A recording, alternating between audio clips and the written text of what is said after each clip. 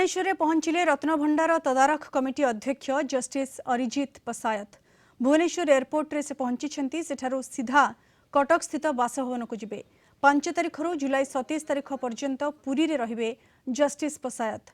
तेणु एही समय मध्य रत्नभंडार खोलिबार संभावना रही। 19 दिन धरी जस्टिस पसायत श्रीक्षेत्र रे रही 28 रे दिल्ली फेरी जिबार गस्त सूची रे उल्लेख रही।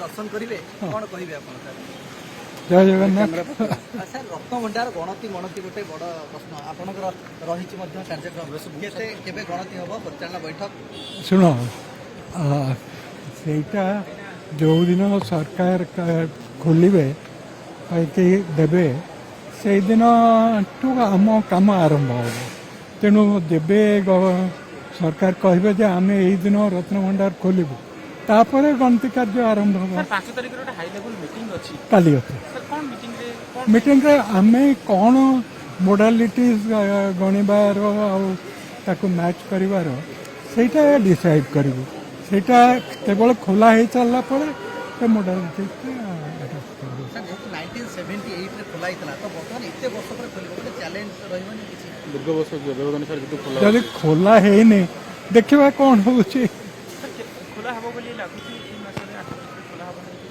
8 तारिख तो खोला हे पार संभावना कम काना के दिन रथ यात्रा अछि जो दिन सरकार डिसाइड करिवे से दिन आरंभ करिबो।